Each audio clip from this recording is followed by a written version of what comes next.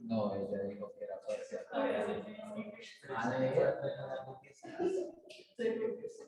No me acuerdo.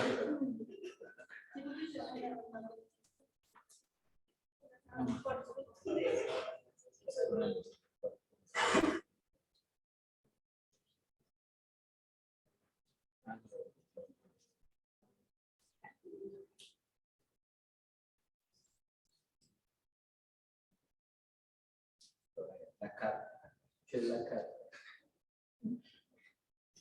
Bueno, comenzamos entonces nuestro tema.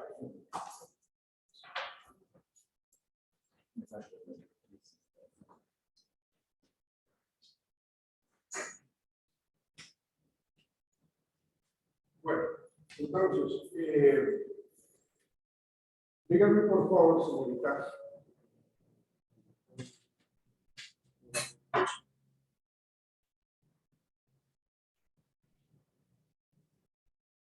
¿Por qué las organizaciones que tratan siempre de hacer procesos de selección, obviamente tratando de disminuir los errores, ¿no? Estamos hablando del éxito de la selección de personas. Entonces, ¿cómo logramos nosotros ese éxito en el proceso de selección? Y lo que nos dice a nosotros también, que será el resultado final. Entonces, ¿cómo nosotros logramos ese éxito en el proceso de selección? Por medio de los filtros que se van haciendo. Explícame eso, por favor. Primero, pues obviamente se hace el proceso de reclutamiento. Sí, perfecto, sí. Con el tema de, pues, del cargo específico. Ya después se hace, digamos, en lo laboral como tal. De hoy en día, pues se maneja. Sigue el tema de la entrevista. Sí, de la entrevista, que le permite la verificación de papeles y eso. Ya después ya sigue como la entrevista con el psicólogo o con la persona, digamos, encargada de, como tal del área. Ya sigue después de eso. Y pues ya ahí se hace como un tipo de filtro de quiénes son aptos para ocupar el cargo y quiénes no. Y pues ya, digamos, dependiendo de los resultados de las pruebas, ya se mira como quién es el más apto para adquirir el cargo. Ya, bueno, mencionaste muchas de las cosas que se llevan a cabo en este proceso. Comenzaste con tener claro el puesto de trabajo, que vamos a ocupar, el cargo que vamos a ocupar. Pero para llegar a eso, hay que desglosar muy bien ese cargo. ¿Sí? Que era lo que intentábamos hacer ayer, lo vamos a profundizar.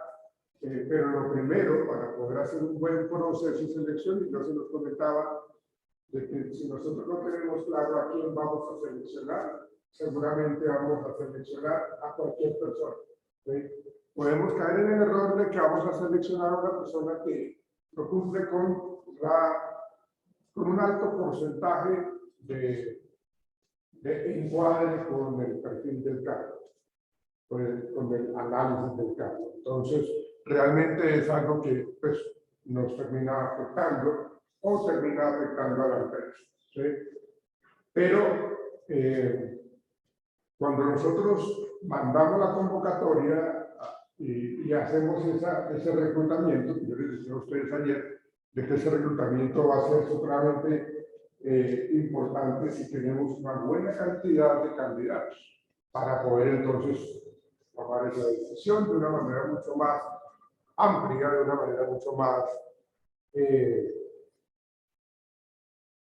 objetiva. ¿Sí? Pero si no tenemos un gran número de candidatos, no lo vamos a lograr.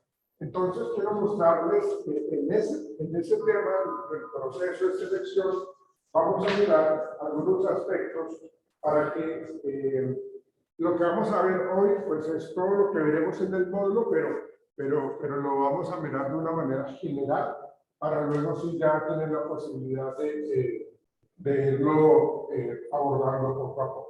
Entonces, miren esto. Por eso les hacía yo la pregunta.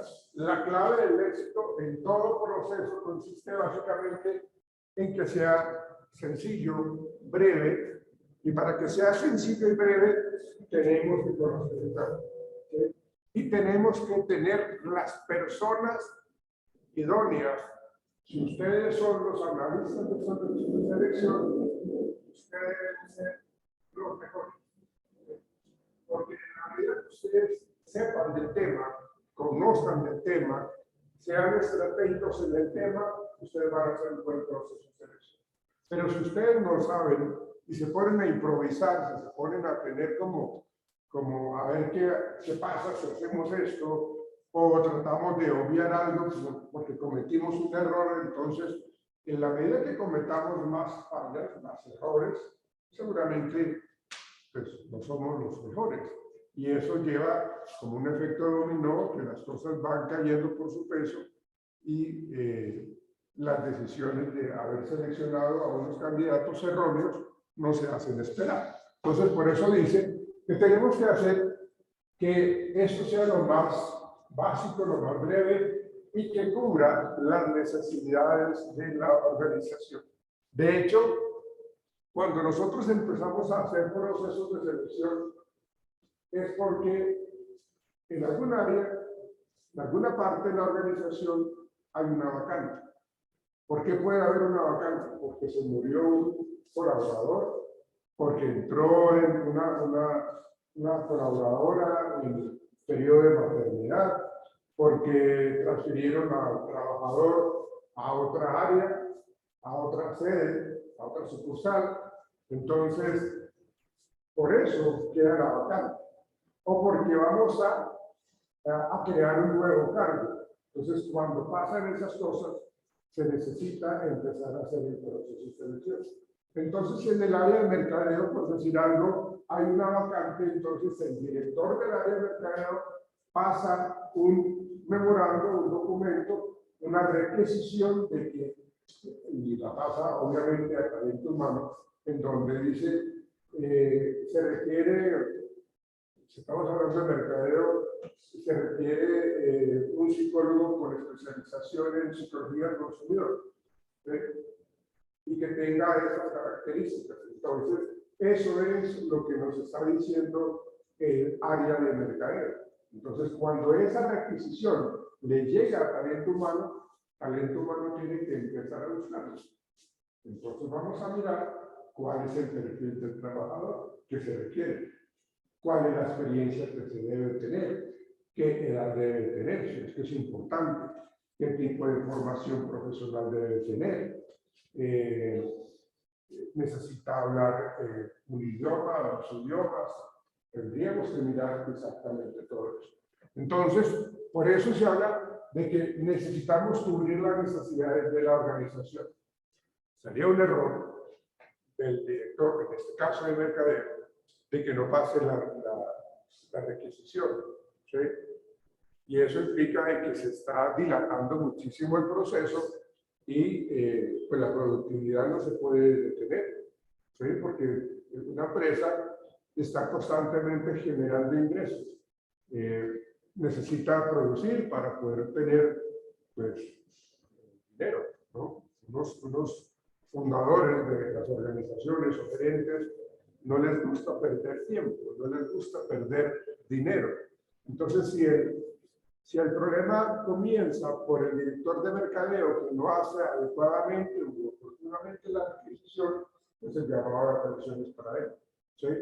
Porque es que yo como asistente de él le digo, mire, es que necesito que me pase, necesitamos cubrir este cargo porque trasladaron la que teníamos, ¿sí? Entonces yo me encargué como asistente del director, le pasé entonces el comunicado, el escrito, ¿sí? Y se lo entregué. Y ya él está como muy demorado para darle la solución a eso. Entonces, seleccionar a la persona adecuada en el momento adecuado con las condiciones adecuadas tiene que ver con eso, con el análisis del caso.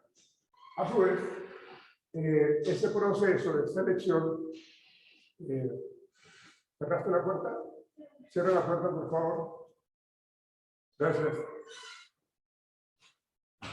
Llegaron retarde, ¿eh? Llegaron retarde. Normalmente llegan así de tarde ustedes. No. Muchachos. Hola. Normalmente llegan así de tarde. Esperemos que no. Esperemos que no, por favor, porque pues eso detiene la clase. Yo eso te comencé un poquitito tarde porque el televisor no lo había activado. Bien.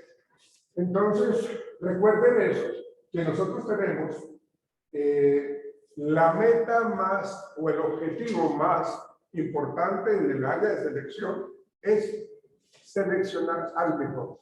¿Sí? Seleccionar al mejor. Por eso necesitamos nosotros tener conocimiento del proceso de selección, de cómo se debe hacer. Y su merced ahorita hablaba de ese proceso. Hay algunas cosas que hay que desglosarlas más en detalle para poder entender bien ese proceso de selección. Entonces, eso es algo importante que nosotros tenemos que manejar. Entonces,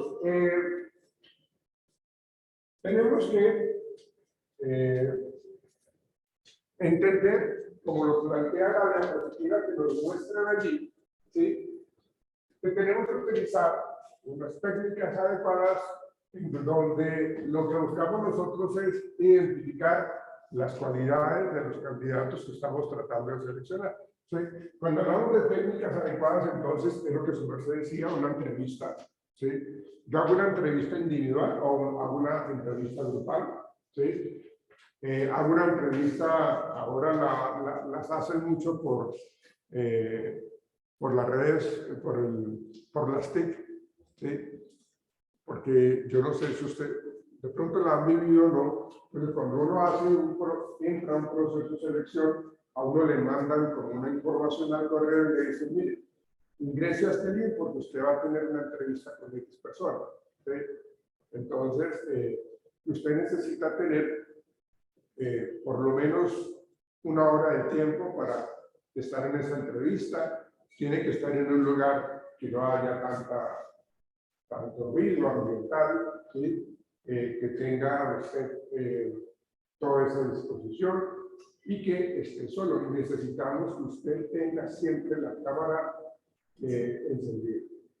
Bien, porque a veces me hacen la entrevista o también le pueden hacer las pruebas técnicas económicas aquí.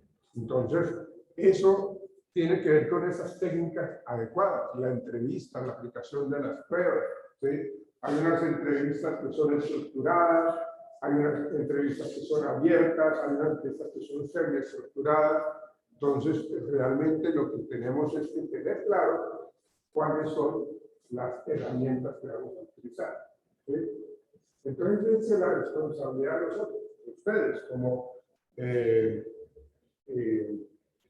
analistas de selección. Ustedes deben de saber. ¿Sí? De hecho, una de las técnicas que también se utilizan en los procesos de selección es la observación. Y la observación es que yo los tengo a ustedes como candidatos y yo les digo a ustedes, hagamos esas actividades. ¿Sí? Entonces yo los observo a ustedes para mirar qué tan buen desempeño van a tener o están teniendo durante la actividad. Ese proceso yo lo estoy observando. ¿Sí? Pero de pronto un solo observador queda como corto. Entonces yo necesito que dos de mi gente del área de talento humano o del área de selección vengan conmigo a hacer esa observación al proceso de selección. Entonces yo le digo, venga su merced, colabórenme, vamos a hacer esa observación de estos candidatos. ¿Sí? Pero yo no los puedo llamar a ustedes sin que ustedes sepan qué es lo que vamos a observar, sin que ustedes sepan qué es lo que vamos a hacer. Entonces yo los llamo a los de ustedes, les digo, siéntense y vamos a hablar de qué es lo que tenemos que observar. ¿Sí? Entonces hacemos como un listado de conductas, luego de cuenta con un checklist, ¿cierto? De si hizo, no hizo, con qué frecuencia, cómo fue la intervención, encontró la solución, se expresó adecuadamente, o sea, todo lo que podamos observar. Y la observación directa no es algo que yo diga esté relacionada con la subjetividad. No, lo que yo observo es lo que es, ¿no? Yo no puedo interpretar el pensamiento de su merced para decir, usted seguramente pensó en eso y actuó de tal manera. No, es lo que hizo, es la acción que tiene la persona lo que me sirve a mí. ¿Sí? Entonces, estoy esperando que los candidatos tengan cierto tipo de respuesta. ¿Sí? Algunos la dieron más rápidamente, otros no. ¿Sí? Otros se demoraron menos, otros más, otros ni siquiera dieron la respuesta que yo, como observador del área de selección, estoy esperando y entonces no la dieron. Entonces, por eso de esas técnicas adecuadas necesitamos, primero que todo, nosotros tener, como seleccionadores, tenemos que tener esas cualidades personales y esas aptitudes para poder saber hacer las cosas. ¿Sí? Si, vuelvo y lo repito, si somos nosotros los que estamos haciendo las cosas mal, pues entonces el resultado de la selección va a ser negativo también. ¿Sí? Entonces, lo que pretendemos con esto, y es lo que me recomienda a mí el director de talento humano, porque yo tengo mi jefe, yo soy analista de selección, y encima mío, a nivel jerárquico, está el director de talento humano, ¿sí? O el director de personal. Entonces, lo que espera él de mí es de que yo tenga una persona bien seleccionada, que cumpla con las funciones por las cuales se le va a contratar, ¿sí? Y que lo haga adecuadamente. Obviamente, en el proceso de selección o cuando ya hay contrato, a nosotros nos hacen un seguimiento por 13 meses, ¿no? Para mirar a ver qué tan bueno realmente soy. Entonces, todos nosotros tenemos 3 meses de prueba, ¿sí? Y en esos 3 meses yo observo qué tan dinámica es la persona, qué tan estratégico es, qué tan bueno es, qué tan malo es, si realmente cumple con los requisitos realmente con los cuales, o con las funciones por las cuales se le contrató. Entonces, en últimas, debemos tener una persona que cubra bien ese puesto.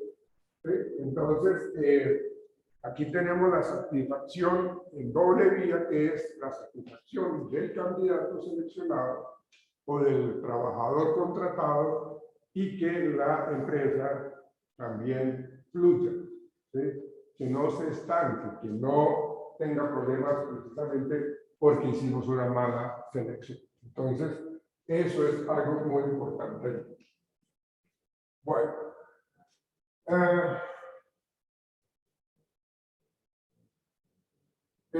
la cuestión está, bueno, es lo que yo les decía, ¿no? Por sustitución de que necesitamos entonces modificar, bueno, contratar a alguien que realmente necesitamos porque hay alguien que se fue, ¿sí?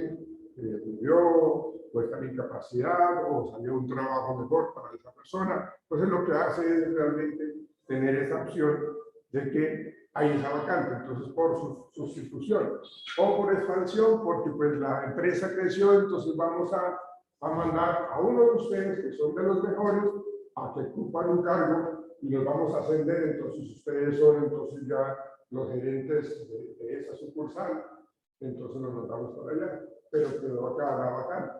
Entonces, por expansión quiere decir con eso, de que estamos nosotros con la necesidad de cubrir esa vacante. ¿Sí?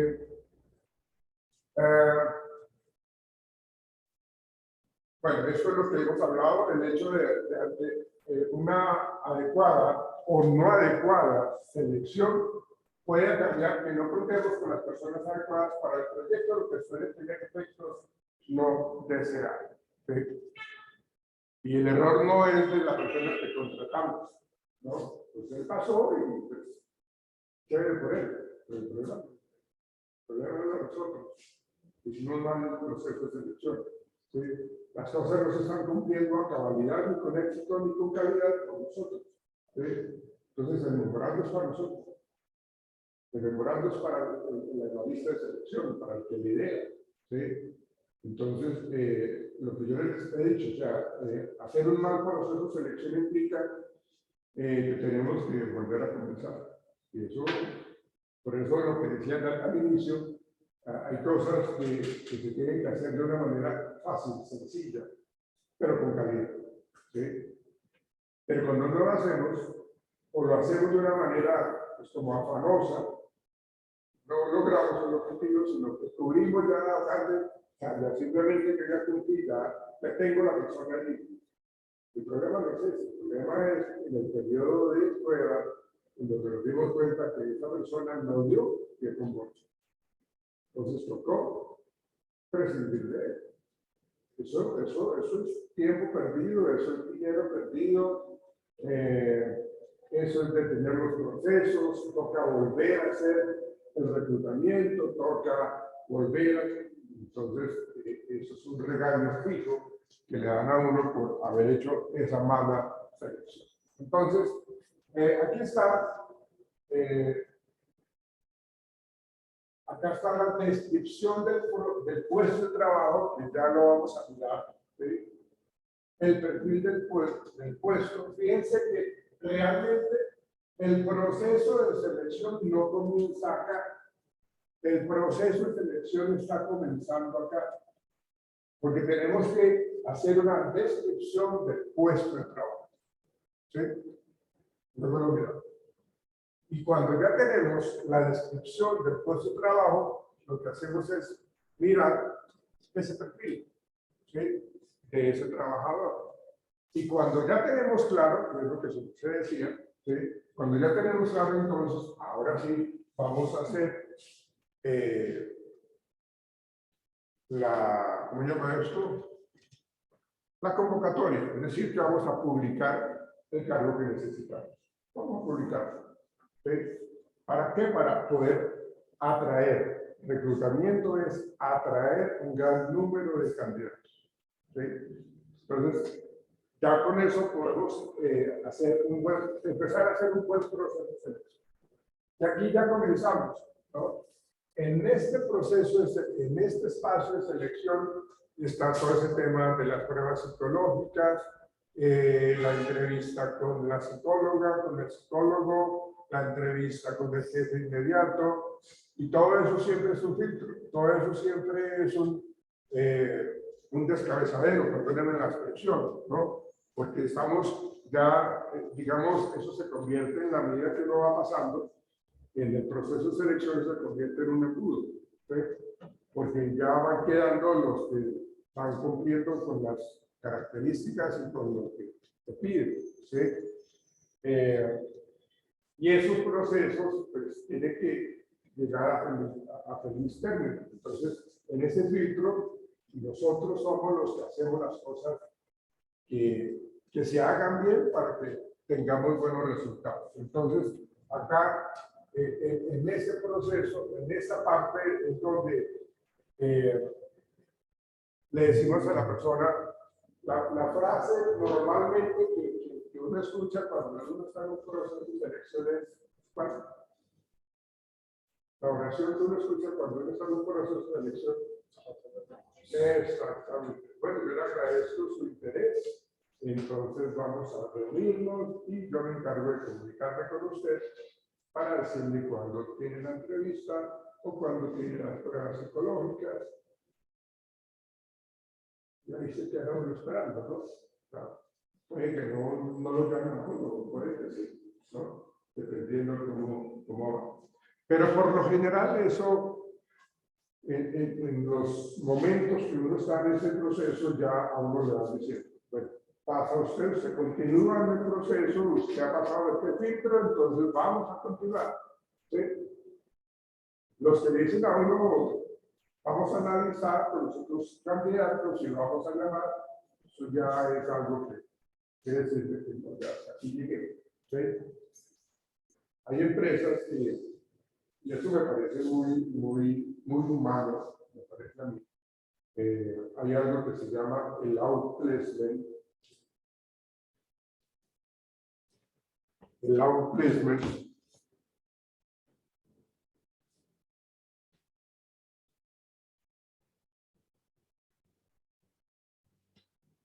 ¿Quieren buscar en su celular qué es outplacement, por favor?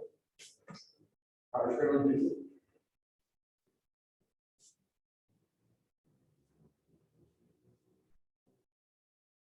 Outplacement.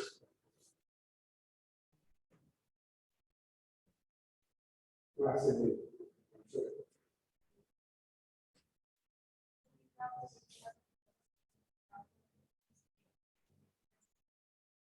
Ok, y la outplacement quiere leerlo más en pantalla.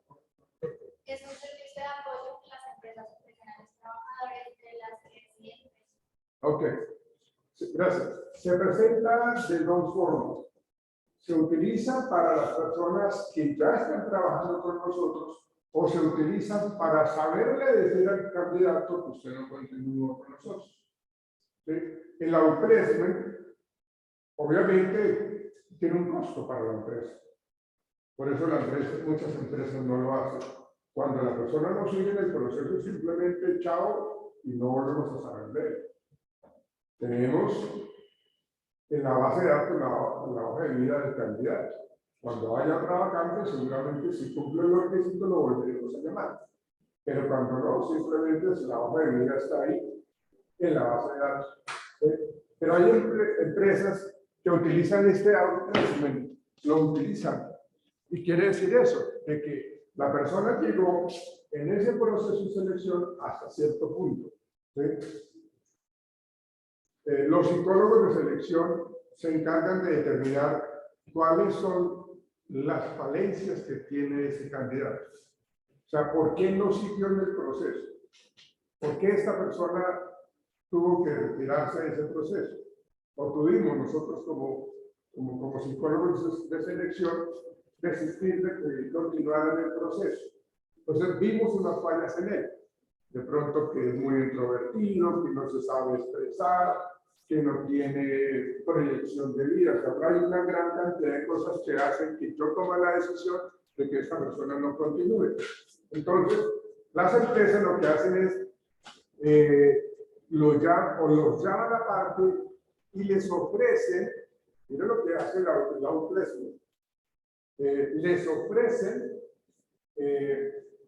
una capacitación o un curso para que mejoren eso, para que mejoren su comunicación oral, para que mejoren su desempeño en la entrevista, para que sepan qué decir o qué no decir, ¿sí? Para que sepan hacer lo que no hicieron en ese proceso. ¿Sí? Por eso les digo que las empresas por lo general no lo hacen, porque eso es invertir en tiempo y en dinero. ¿Sí? Que es muy humano, porque pues cuando uno no lo llaman, pues uno sabe totalmente, ¿será que si me llaman? ¿Será que me reviven las pruebas? Y uno no sabe. Y de hecho, es un derecho de nosotros como candidatos a cualquier cargo que me digan por qué sí o por qué no. Pero las empresas no lo hacen. Cuando se trabaja en la outplacement, sí hay empresas que lo trabajan y se encargan de decirle, usted no continúa en el proceso por X o Y razón, ¿sí? Pero queremos apoyarlo para que usted corrija esas fallas, esos errores y se vuelva a presentar. Puede ser con nosotros o con cualquier otra empresa. ¿Sí? Entonces ya la persona tiene un plus adicional, tiene algo a favor adicional. ¿Sí? Y cuando hay ese interés por la persona, le presta mucha atención a eso que me recomendaron y empezamos a cambiar. Y seguramente en la siguiente convocatoria de pronto me va bien y les contrataron. ¿Sí? Entonces, eso que hicieron en la empresa me ayudó a mí, porque ya corregí mi falencia, mi error, y lo corregí. ¿Sí? Esa es una de las cosas que hace la outplacement. Pero como tú lo decías, la empresa lo que hace es, a los que ya trabajan con nosotros y que vamos a prescindir de ellos, los vamos a mandar para la dorada, entonces pues, lo que hacemos es enseñarles o, digamos, capacitarlo en algo y le vamos a hacer una carta, ¿sí? Una recomendación, un certificado en donde decimos, mire, yo sé que la empresa está pues, reduciendo el personal, ¿sí? Usted tiene muy buenas capacidades, tiene muy buenas ideas, usted es muy bueno en su trabajo, pero les toca prescindir de usted. Pero no se preocupe. Yo con esta carta quiero que usted vaya a estas empresas y me haga un listado de empresas que lo pueden contratar. ¿Sí? Esos son tres grupos. ¿Sí? Entonces, lo que hacen es recomendarme. De hecho, a veces los directores de talento humano o los directores de selección se comunican entre empresas y lo que hacen es, mire, te voy a enviar a una persona con una carta de recomendación. Por favor, tengan en cuenta, obviamente, que siga el proceso normal, no es que pase por encima de los demás. No, tenganlo en cuenta en el proceso. ¿Sí? Pero también se recomienda que realmente a la empresa que yo lo estoy enviando, sí lo puedan contratar. O sea, no le puedo yo generar falsas expectativas. No lo puedo hacer porque, pues, o sea, uno también tiene su corazoncito, ¿no? O sea, a uno le duele desde que a uno lo estén, perdónenme la expresión, manoseando y resulta que uno no lo van a contratar. Pero simplemente me mandaron para hacer este personaje yo donde lo conozco. ¿Sí? Y tampoco es colocarlo por colocarlo. ¿Sí? Porque cuando yo no tengo claras mis funciones en una empresa, eso es horrible. Porque yo llego a mi sitio de trabajo, ¿yo qué tengo que hacer? ¿Sí? Entonces yo me pongo a colaborar acá, entonces le estoy pisando el trabajo a esta persona, me estoy involucrando donde no debo, o lo estoy haciendo acá, entonces me tienen como una veleta de aquí para allá y eso, pues bueno, eso genera problemas en las relaciones laborales con los compañeros. Entonces, eso no es bueno. Entonces, en la outplacement, eso ayuda a que las personas mejoren en lo que de pronto tienen que mejorar. ¿Sí? Pero también para los trabajadores internos, para los colaboradores que se van a o vamos a retirar, también les ayuda enormemente. Entonces, eso hace parte del proceso de selección, porque llega un punto en donde hasta aquí llegué yo como candidato. ¿Sí? Las personas que sí continúan, entonces ya pasan todos esos filtros. ¿Sí? Y aquí, digamos que el proceso de selección realmente termina cuando yo firmo el contrato. Cuando yo plasmo mi firma en el contrato laboral. ¿Sí? Aquí estamos hablando ya de que esa incorporación. La incorporación está caracterizada por que me mandan a hacerme los exámenes de ingreso, exámenes médicos de ingreso, ¿sí? Para mirar a ver cómo estoy yo entro. Y eso, cuando hablamos nosotros en el Sistema General de Salud y Seguridad del Trabajo, eso es importantísimo, porque dependiendo de cómo yo entro a la empresa, ¿sí? Yo entré a la empresa sin gafas y llevo 3 años y ya estoy utilizando gafas todos los años. ¿Sí? Entonces, todo eso, el médico laboral o el área de salud ocupacional tiene que estar muy pendiente de cómo ingresó esta persona, ¿sí? Cuáles fueron las enfermedades que él desarrolló, el manguito rotador, el condilitis, fibromialgia, túnel del carpo, todo lo que ustedes conocen o conocemos, cómo ingresó esa persona, ¿sí? Entonces, cuando ya la persona ingresa, o cuando ya se manda a hacer los exámenes médicos de ingreso, entonces ya quiere decir de que el hombre va para la incorporación, pero se le hace seguimiento, ¿sí? En su desempeño. Y en ese seguimiento, o bueno, cuando ya se habla de esa incorporación, pues tenemos que generarle una serie de procesos de inducción. ¿Sí? Y esos procesos de inducción vengan, conozca usted la empresa, ¿sí? Conozca usted los fundadores, conozca usted de la cultura organizacional, quiénes son los fundadores. Entonces, por lo general, para la gente nueva, ustedes son nuevos en mi empresa, entonces yo les invito a este salón, ¿sí? Porque donde está la sala de conferencia, entonces yo los invito y les voy a mostrar un video. Y ese video habla de cómo se creó la organización. Es lo que yo tengo que mostrarle a ustedes en el proceso de inducción. ¿Sí? Es lo que yo les voy a mostrar a ustedes de cómo se generó la idea de crear esta empresa. ¿Sí? Entonces, eso tiene que hacer. Y eso hace parte de ese proceso de incorporación y obviamente para hacerle seguimiento. ¿Sí? Cuando ya pasa ese seguimiento, cuando ya se le hizo, cuando ya pasa el periodo de prueba, cuando ya se le hizo la inducción, entonces ya se cierra eso. Cubrimos la vacante. Y hay algo que ya es una cotidianidad, y eso lo utilizan mucho las empresas, es de que después del cierre de este proceso, lo que hacemos nosotros es, y eso es para todos, el proceso de evaluación de desempeño. ¿Sí? Entonces ya ustedes están trabajando, entonces yo necesito ver qué tanto usted está cumpliendo con los objetivos y con el porcentaje que yo necesito. Yo necesito que usted me cubra el 80% de las tareas. Y si llega, quiere decir que su desempeño es bueno. Pero como ya pasó el periodo de prueba, no me pueden sacar así, tienen que sacarme por justa causa. ¿Sí? Tienen que hacerme seguimiento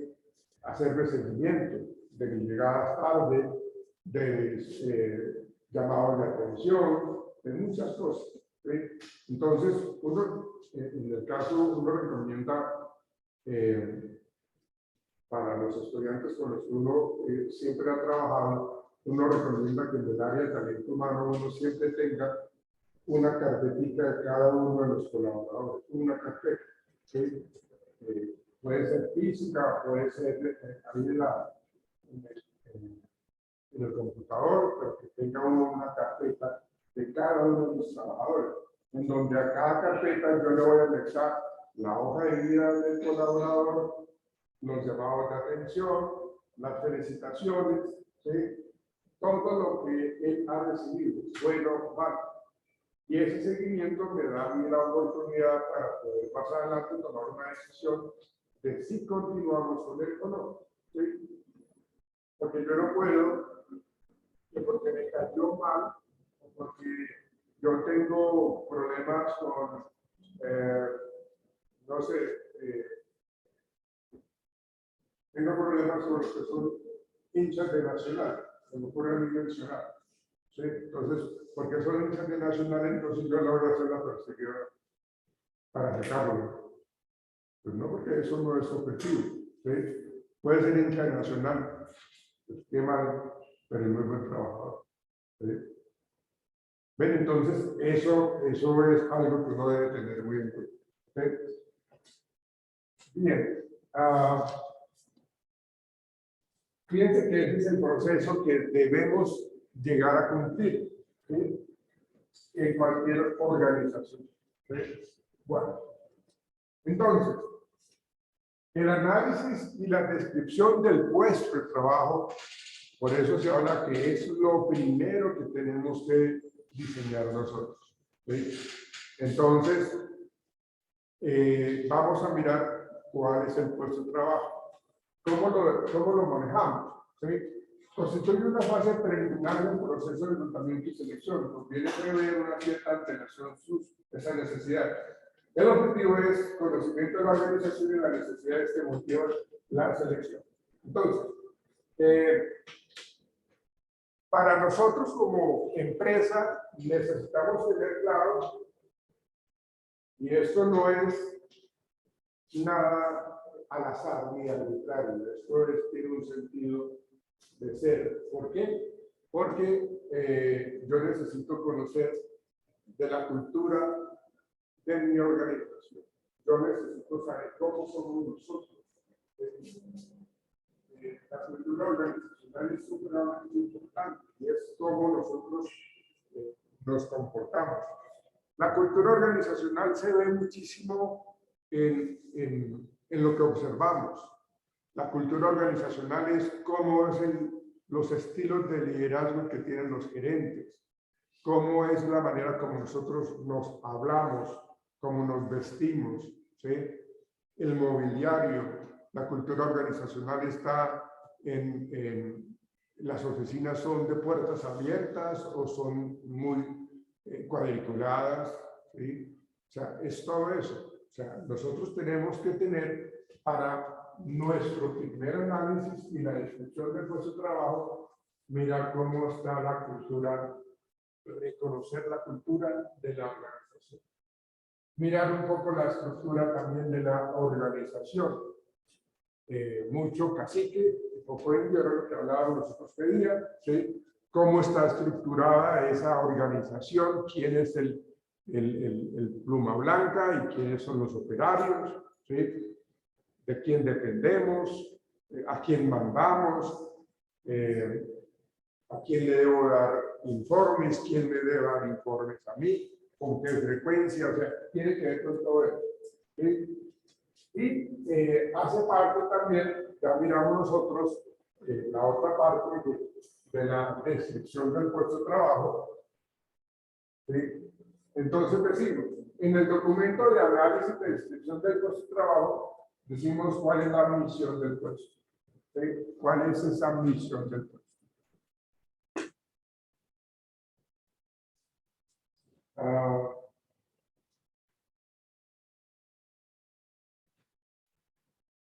Si estamos buscando un diseñador gráfico para el área de mercadeo, ¿cuál sería esa misión del puesto para un diseñador gráfico? No, eso hace parte de lo que necesito que tenga, pero la misión del puesto, ¿cuál es? Acuérdense de lo que es misión y visión, ¿sí? La visión es que el área del mercadeo quiere ser vista y reconocida en los siguientes 3 años como el área de la empresa que genera totalmente resultados positivos. O sea, esa es la visión, como lo debemos expresar. Pero la misión, ¿cuál sería?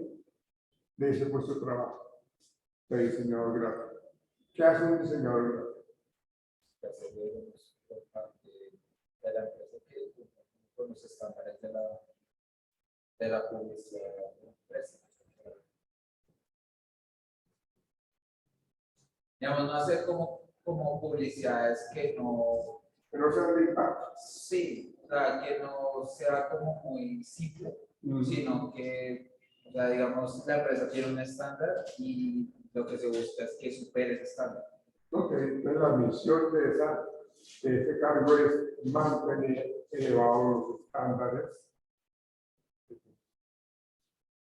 del tema digamos, de la forma de publicidad que hace la compañía. Esa puede ser, que sea, la misión es esa, mantener unos estándares elevados de productos comerciales, ¿sí? Que sea llamativo. Entonces, esa es la misión.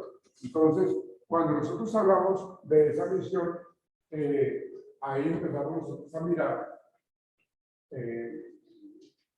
con quién debemos trabajar, cuál es la dependencia, ¿sí? Entonces, tenemos ese diseñador gráfico que depende de quién, depende inclusive depende de un comunicador social, ¿sí? Depende también de un psicólogo de psicología del consumidor, ¿sí? Entonces, ¿de quién depende? ¿Cuáles son esas relaciones directas entre ese diseñador gráfico, esa dependencia que debe haber entre ellos? ¿Sí? Y también la dependencia se reconoce como a qué área pertenece este personal, ¿sí? Al área de mercadeo, que es lo que hemos estado hablando, ¿sí? Y las relaciones, ¿no? ¿Con quién está trabajando? Hace parte de qué equipo, cuántas personas están trabajando en esa parte, ¿sí?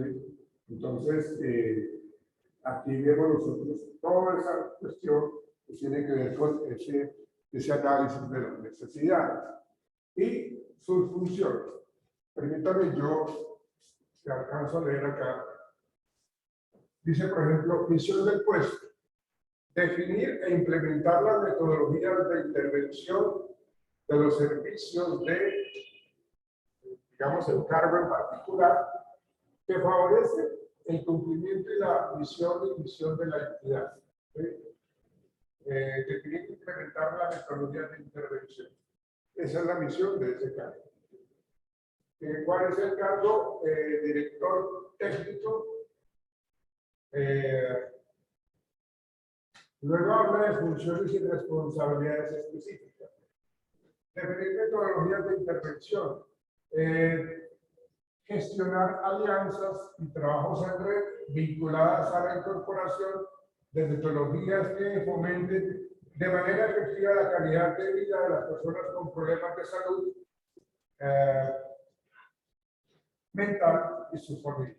Entonces, hay que describir muy bien cuáles son las funciones que esta persona va a desempeñar. Pero por eso, como estamos hablando del análisis del cargo de un diseñador gráfico, describan ustedes algunas funciones de un diseñador gráfico.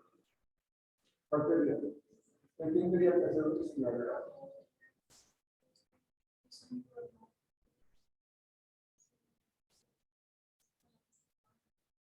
Describe un poco más. Está bien, pero ¿cómo lo podríamos entender más?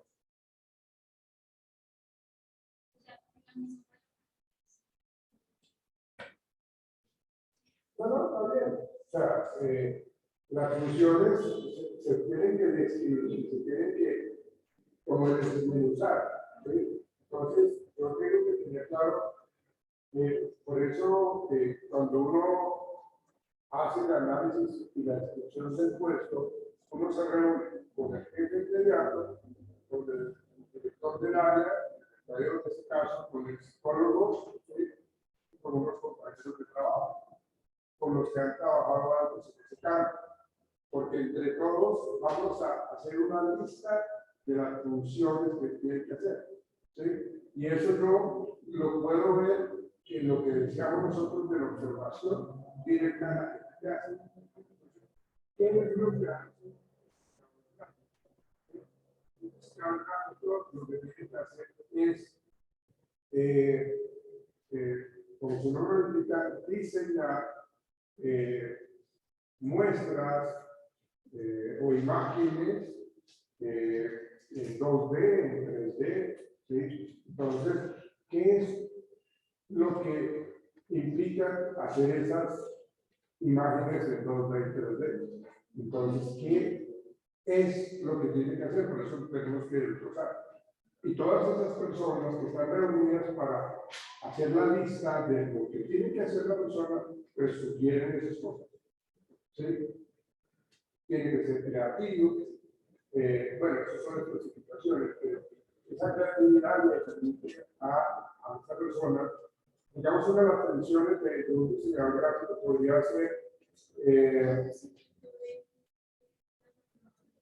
por ejemplo, y estar metido en estas plataformas digitales, en el internet, estar investigando, estar mirando las nuevas tecnologías, las nuevas estrategias. O sea, tiene que estar actualizado en todo eso.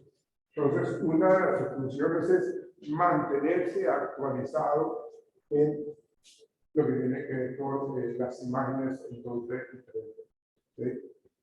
Ya hacer muchas. Pero las funciones se tienen que colocar para poder nosotros.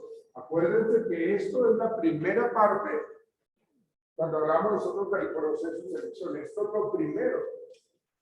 ¿Sí? Entonces, por eso se tiene que hacer con muchísimo cuidado. ¿Sí? Luego, ¿sí? Acá hablamos nosotros del documento de descripción del perfil profesional del puesto. ¿Sí? Entonces, aquí hay dos, es lo que llama uno las habilidades blandas y las habilidades duras. En inglés se habla de hard skills, que son habilidades, ¿sí? Y habilidades blandas. ¿Sí? El perfil blando y el perfil duro. ¿Sí?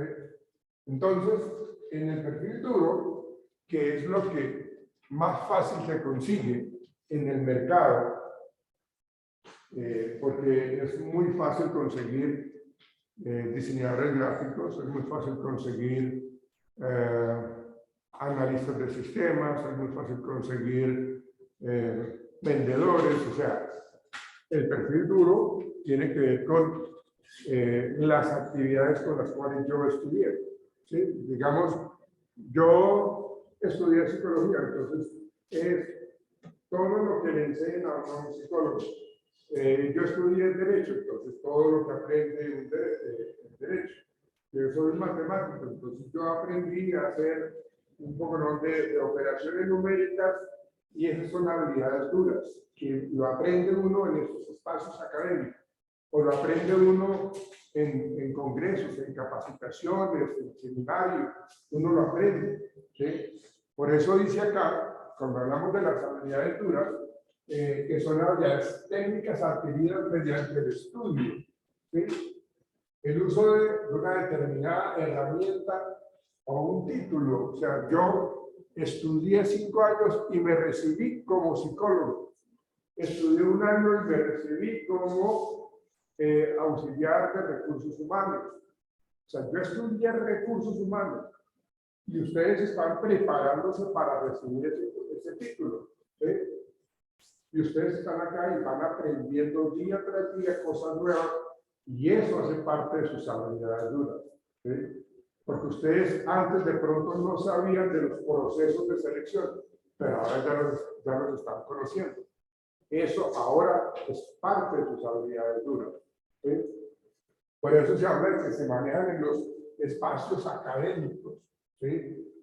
Estas son las habilidades que están más relacionadas con nuestro currículum vitae, con nuestra hoja de vida. ¿Sí?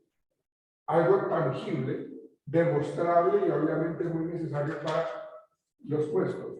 ¿Sí? Entonces, es lo que aparece. O sea, ¿usted qué fue lo que estudió? Yo estudié tal carrera técnica o profesional, entonces ahí aparece. ¿Sí? Estudié en el SENA cocina, esa es una habilidad de duda.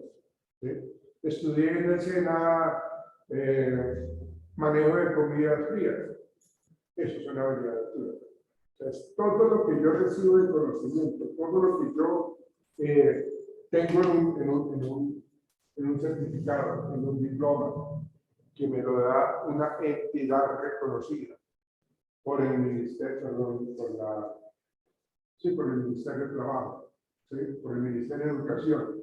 ¿Sí? Entonces, digamos que esto es lo que más fácilmente se consigue. Pero en cambio, las habilidades blandas, las soft skills, son las que más difíciles se consiguen. ¿Por qué creen ustedes? Sabemos que es soft skills, ¿no? Habilidades blandas, ¿cierto? ¿Por qué es más difícil conseguir una persona con ciertas habilidades blandas? ¿Por qué? Más de la personalidad. Sí, correcto. Tiene que ver más con la forma de ser. Tiene que ver más con las actitudes, tiene que ver más con el ser humano, con lo que hace el ser humano en lo cotidiano. ¿Sí? Yo necesito contratar a una persona que es totalmente honesta. Pero necesito una persona. Eso es una habilidad blanda. ¿Sí? Necesito una persona que sepa comunicarse. Yo puedo tener una gran cantidad de títulos, yo puedo tener una gran cantidad de diplomas pegados en la pared, pero soy un guacho para tratar a la gente. ¿Sí? Entonces, ¿qué saco yo con toda esa mano de diplomas si yo trato mal a mi gente? Si yo no respeto, si yo paso por encima de todo el mundo. ¿Sí? Entonces, sí obtuve toda una serie de habilidades duras, pero carezco de habilidades blandas. ¿Sí? No me sé comunicar, no sé escuchar, no sé trabajar en equipo, no trabajo bajo presión, no soy estratégico para solucionar problemas. ¿Sí? Entonces, necesitamos tener en el puesto de trabajo con una persona con ciertas habilidades blandas. ¿Sí? ¿Por qué? Pues porque en el caso que estamos tratando de diseñador gráfico, debe tener una habilidad dura para un diseñador gráfico es que sepa dibujar, ¿sí? Que sea muy buen dibujante. Eso yo lo puedo aprender. De pronto vengo con esa habilidad, ¿sí? Pero la academia de la fortaleza, esa es una habilidad. Pero resulta que como habilidad blanda necesitamos que este diseñador gráfico sea extrovertido. Y el tipo no le gusta al final, el tipo quisiera trabajar solo por allá en un cuarto. Pero no, porque necesitamos interactuar. Necesito que su merced se comunique y tenga un buen trabajo en equipo. Entonces, en las habilidades blandas se necesita que tenga una buena actitud para trabajar en equipo. Que sepa trabajar en equipo. Y eso lo dice el atacante, ¿sí o no? ¿Sí? Que sepa trabajar en equipo, que se le facilite trabajar en equipo, que sepa tomar decisiones, que sea proactivo, ¿sí? Que se sepa comunicar, que sepa escuchar. Todo eso son habilidades grandes. Por eso le digo que es mucho más complejo, mucho más difícil conocer personas que tengan esas habilidades grandes. Y dice que son aquellas habilidades que no se obtienen a base de estudio, como puedan ser conocimientos técnicos o teóricos, que es lo que yo les he mencionado, son habilidades que son necesarias para el puesto. Por eso es importante que en el puesto, en la descripción del cargo, sepamos qué características de personalidad debe tener esta persona. Valga la verdad. ¿Qué características de personalidad debe tener? ¿Sí? Entonces, dice acá, y que las personas las tienen o no de manera innata, como la capacidad de relacionarse. Esa es una habilidad grande, la capacidad para relacionarnos todos. ¿Sí? Que tenga empatía. ¿Empatía qué es? Colocarnos en los zapatos de los otros. ¿Sí? No gozar con el dolor ajeno. ¿Sí? Que yo que le pasaron un memorando porque llegó tarde, entonces pues como que me alegra, ¿no? Siento un respeto por eso. Eso no es empático. Entonces yo necesito tener empatía, que la gente sea empática y que no le caiga encima a las personas que están teniendo problemas cotidianos. ¿Sí? Lo otro es que tenga asertividad. ¿Qué entendemos nosotros, señoritas y caballeros? ¿Qué entendemos por asertividad? ¿Qué es la asertividad? ¿O no tienen ni idea? ¿Ser asertivo qué es? De pronto tomar una decisión con ya un porcentaje mayor de que sí será así, o sea, de que está bien. No, no. La asertividad tiene que ver con la manera como yo expreso mis ideas. ¿Sí? Saber decir las cosas. ¿Sí? Yo tengo que decir a algunos de ustedes que está actuando mal. ¿Sí? Si yo no soy asertivo, si yo no sé decir las cosas, yo lo voy diciendo de una manera y me voy en contra suya y le digo un poco de cosas que lo bajan, ¿sí? Lo deprimen, lo hago sentir como un microbio, menos un microbio. ¿Sí? Eso es no tener asertividad. Pero si yo soy asertivo, utilizo, o sea, por eso se habla de la empatía y la asertividad. Yo utilizo las palabras correctas en el momento correcto, de la manera correcta, para decirle su merced está fallando en la. Pero si no soy asertivo, le digo un poco de grosería. ¿Cómo creen que se hace sentir la persona en el trabajo? Porque no solamente en el trabajo, esto es social, esto es familiar, con la pareja inclusive, y creo que se ha sentido con mi pareja. ¿Sí? Es algo que no me gusta de ella, pues, decir como adecuadamente, cariñosamente. Está hablando de mi pareja, de mi esposa, de mi novia. ¿Sí? No tiene que ser un trapo viejo para yo cambiar con ella, ¿no? Entonces yo creo que saber decir las cosas. O sea, esto no es exclusivo para el trabajo, esto es para la vida en general, para nuestras relaciones interpersonales. Entonces, aquí lo que yo hago es ser asertivo. saberle decir las cosas. Saber hacer las cosas. Digamos que nosotros tenemos tres formas de interacción social. Tres formas de interacción social. Una de ellas es una forma de interacción pasiva.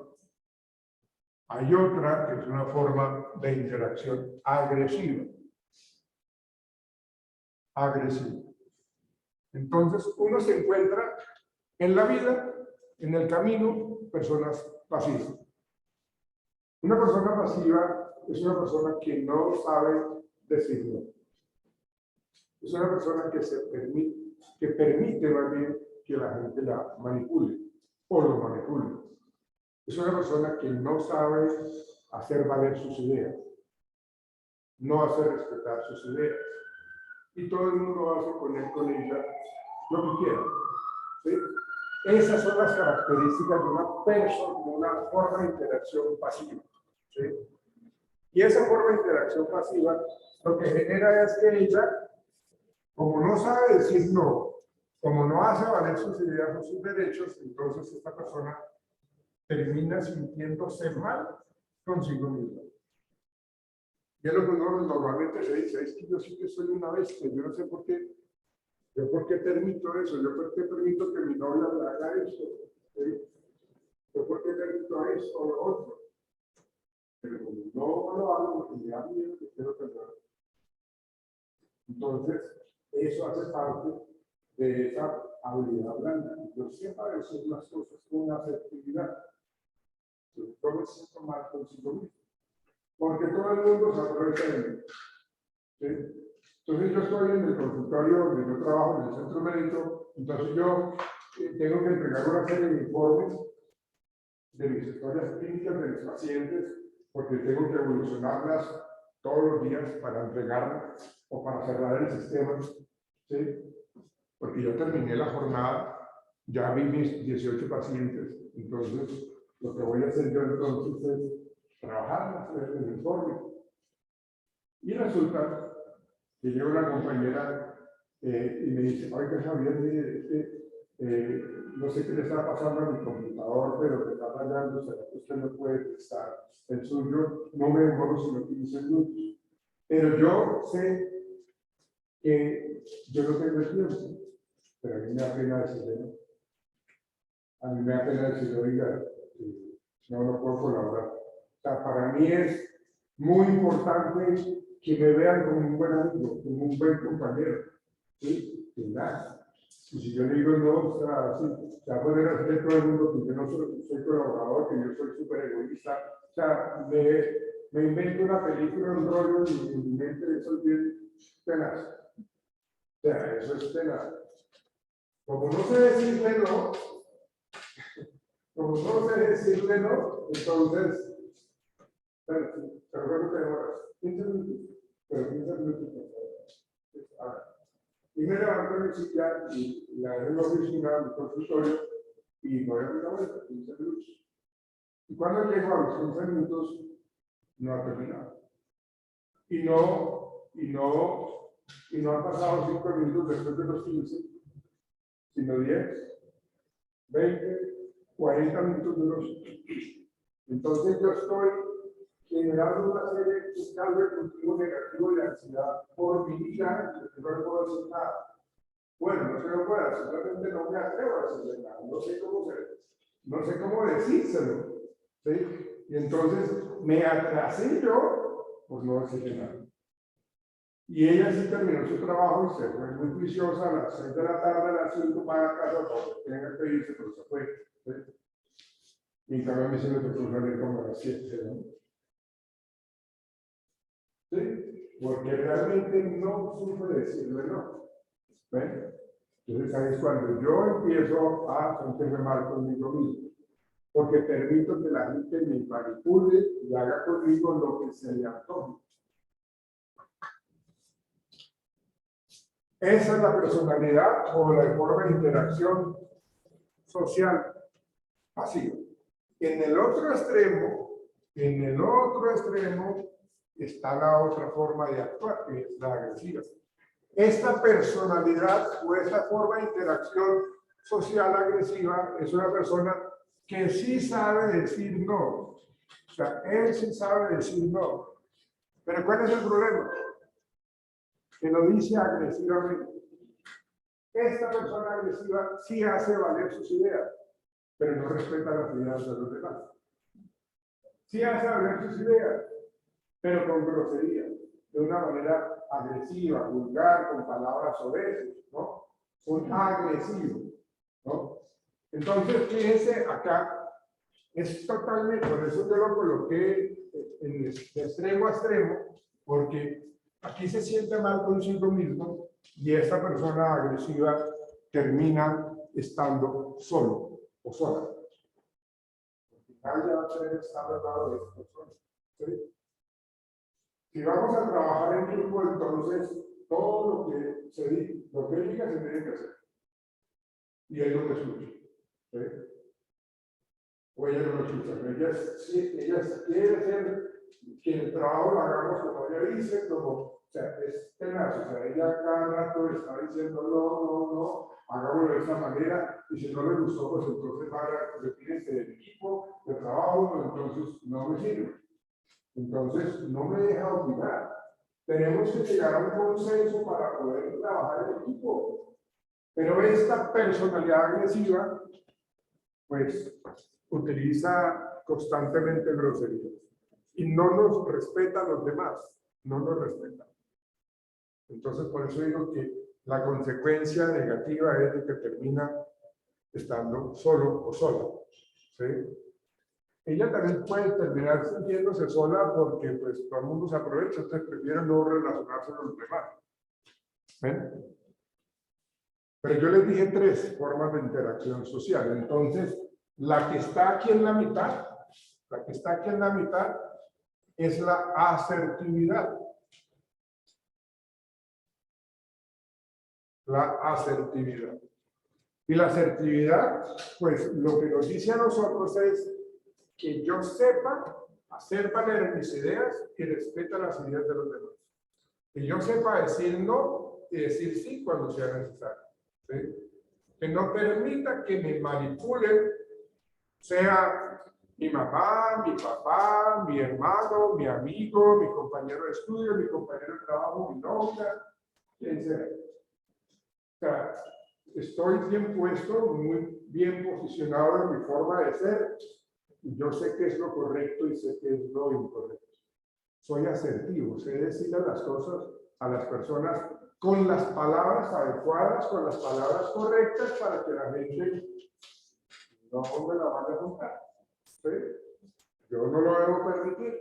Entonces, estamos siendo asertivos. Pero a veces tengo que comportarme, siendo asertivo, normalmente yo, siendo asertivo, tengo que comportarme de una manera pasiva, a veces tengo que ser agresivo. No siempre se puede ser asertivo. Imagínense que de pronto yo voy por la calle, ¿sí? Y salen unos maleantes, unos malhechores y me van a robar. Yo soy asertivo. Entonces yo les digo a los ladrones, qué pena con ustedes 3, pero en este momento no puedo dejarme robar. Si ustedes desean, con mucho gusto, yo paso mañana por acá y con gusto me robar, pero de verdad hoy no tengo tiempo. ¿Sí? Entonces, ¿sí ven? Eso sería ser asertivos, ¿no? En este momento, pues llegan estos tipos de ladrones y se ponen a reír de este tipo de esta víctima muy decepcionada.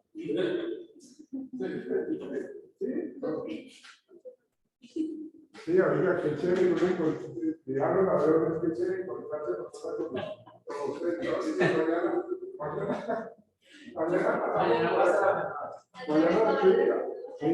Mañana nos vemos hasta ahora, listo. Y al día siguiente, el asertivo esperándolo. No se puede ser asertivo todo el tiempo. A veces tengo que ser pasivo y en el mismo ejemplo de los ladrones, entonces yo ya sé que perdí, entonces yo no voy a poner en riesgo mi vida, entonces debe ser lo que sea. O si no, si tengo la oportunidad, lo que yo hago es reaccionar bruscamente y los empujo y salgo corriendo. tampoco es que yo me ponga a pelear, porque de pronto yo no sé pelear y así me acaban más rápido. Con la situación tan tenaz que estamos en Bogotá. No, y en todo Colombia, la verdad. Eso es lo que hablamos nosotros de la asertividad, ¿sí? Entonces, fíjense que estamos hablando de la capacidad de relacionarse, la empatía, asertividad, capacidad de negociación o de trabajo en equipo. O sea, la capacidad de negociación. Necesitamos una persona que, digamos, en el área de trabajo normalmente hay mucho conflicto. Entonces necesitamos un líder que sepa encontrar soluciones a los problemas, que tenga capacidad de negociación. Todas esas son habilidades blandas, ¿sí? Competencias blandas, otros lo llaman de esa manera, ¿sí? Entonces, si nosotros logramos un equilibrio entre el perfil duro y el perfil blando, tenemos el candidato ideal, ¿sí? Porque tenemos el conocimiento técnico, lo que se necesita hacer, pero también necesitamos que tenga el conocimiento en las habilidades sociales para que sea un excelente candidato. Ese es el candidato ideal. Bien.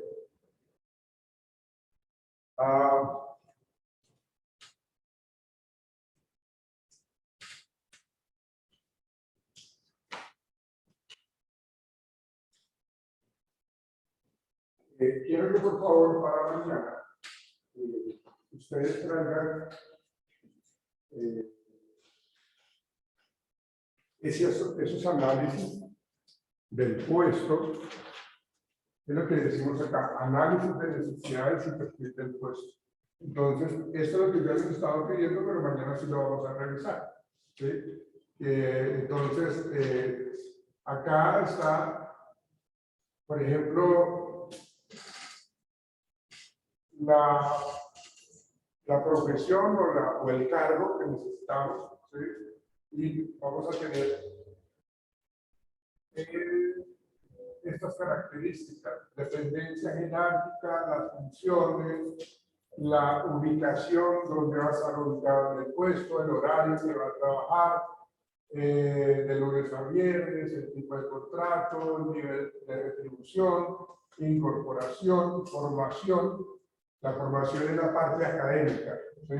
La experiencia, categorías, ¿sí? Y digamos si necesitamos que tenga una capacitación adicional. Necesitamos que sea profesional en algo, pero necesitamos que también tenga una especialización, ¿sí? O que tenga cursos de inglés o cursos de sistemas, no sé, ¿sí? Entonces sería mirar eso. Y acá tenemos el puesto o la vacante, ahí se define en el perfil. Servicios, digamos si el trabajo se va a hacer desde la casa o en la empresa o es híbrido, ¿sí? La entidad, dónde va a trabajar, cuál es la visión, funciones claves, y aquí vamos a listar las que consideramos. Entonces, acuérdense que esto está grabado en la plataforma, para que ustedes vean este ejemplo, por favor, y se sigan por él, ¿sí? Las funciones claves, habilidades y actitudes claves. Entonces aquí habla de compromiso con la misión y valores de la entidad, madurez, buen juicio y responsabilidad. Esos son habilidades blandas. Competencias claves, trabajo en equipo, identificación y comprensión con la organización, escucha, flexibilidad, también son habilidades blandas. ¿Sí? Requisitos, habla de estudios mínimos, o sea, ¿qué es lo mínimo que esta persona debe tener? Acá por ejemplo dice, ¿sí? Grado de diplomatura universitaria dentro del ámbito social, formación y habilitación en direcciones de centros de servicios sociales. Es decir, buscamos un profesional con especialización en derechos humanos, ¿sí? Porque estamos buscando un director, ¿no? Acá en este ejemplo. ¿Sí? Experiencia mínima. ¿Cuánto necesitamos que tenga experiencia? ¿1 año, 2 años, 3 años? ¿Cuál es? ¿Cuál es la experiencia que necesitamos que tenga? Y esa experiencia tiene que ser demostrable, es decir, que en lo que yo les pido como requisitos de trabajo, o para que sea seleccionado me traiga certificaciones de las empresas sobre los cursos, sobre lo que hizo anteriormente, que sea demostrable, ¿sí? Que viva en tal sector de Bogotá, o si, porque hay personas que el trabajo es por allá en Lustre y la persona vive en Usaquén, ¿sí? Entonces es de extremo a extremo, ¿no? O sea, no puede, porque tiene que entrar a las 7 de la mañana, va a quedar tendría que salir de Usaquén. ¿Sí? Entonces eso, o sea, tiene que también uno decir, bueno, necesito que la persona, y dice, en las vacantes dice, preferiblemente que viva al sur, o al occidente, o al oriente, o al norte, ¿sí? Preferiblemente. ¿Sí? Luego dice, bueno, requisitos mínimos, conocimientos de Office, ¿no? Que maneje Excel, que maneje plataformas, que tenga conocimiento de Power BI, todo este tema, ¿sí? Requisitos deseados, experiencia en la dirección y gestión de centros de discapacidad intelectual. Al parecer, esta persona tiene que ser una persona que puede ser médico, o puede ser neurólogo, o puede ser neuropsicólogo o psicólogo, pero que tenga conocimientos en manejo de personas con discapacidad mental. ¿Sí? Conocimientos y experiencias del modelo de atención centralizada a la persona, es decir, que haya tenido consulta personalizada. Tiene que ser alguien de la salud. ¿Sí? Otros aspectos, preferiblemente mayor de 30 años. ¿Sí? Preferiblemente mayor de 30 años. O sea, si yo tengo menos de 30 años, ya es descartado. ¿Sí? Carnet de conducción B1, ¿sí? Carnet de conducción. O sea, yo necesito que la persona sepa manejar, porque tiene que desplazarse, tiene que ir a otros sitios, aquí en Bogotá, o a veces le dicen a uno que tenga disponibilidad para viajar. De hecho, a veces le dicen que tenga visa y pasaporte, porque es que es una multinacional y tiene que estar viajando a Perú, Argentina, Chile, Estados Unidos. Y si tiene que ir a Estados Unidos, pues tiene que tener un buen nivel de inglés. ¿Ven? Dice movilidad geográfica, un contrato a término indefinido, jornada laboral completa, horario continuo y flexible, ¿no? Y ahí se habla de cuánto va a ganar, cuál es la retribución, más los adicionales, las bonificaciones. ¿Sí? Usted va, este director va a ganar, a ver, sí, dice, hay un rango entre 3.500.000 y 4.500.000. Ese es el rango. Entonces, si a mí me parece chévere ese sueldo, entonces yo aplico. ¿Sí? Si no, pues porque no tengo toda esa experiencia, no tengo todo ese conocimiento, entonces yo sé que me van a descabezar al principio, desde el inicio. Entonces, si yo tengo toda la experiencia y el conocimiento y habilidades de ayudas, entonces no está pagando muy poco, porque pues, yo soy más preparado con yo. Entonces, no me sirve porque yo, de hecho, uno le dicen, cuando uno en trabajo le sale cuál es su aspiración salarial, entonces uno coloca. Entonces, eso también lo va descabezando a uno. Recomendación, coloque uno siempre un rango entre, ¿no? Para que entre ese yo diga, bueno, pues no estoy diciendo que tiene que ganar, yo tengo que ganar 4 millones de pesos. No, yo puedo colocar un rango entre 3.200.000 y 4.200.000. Entonces, como que tenemos la posibilidad de negociar con la empresa. Pero si yo digo netamente esto, entonces ya me van a descabezar. Entonces, siempre que yo coloque en esas convocatorias, en esas publicaciones de trabajo, y si me da la oportunidad, coloquemos rangos de trabajo, entre tanto y entre tanto. Es mejor así. ¿Listo? Eso sí, tráiganlo por favor para mañana. ¿Sí? Que miremos esos análisis, veamos ejemplos, pero ya de una manera mucho más desglosada. Busquen ustedes, por favor, en internet, busquen ejemplos de análisis de estructuras de peso. ¿Sí? Que eso les ayuda y también miren ustedes este ejemplo para que tengan la posibilidad de hacer bien la tarea. Ya acá nos analizando, ¿listo?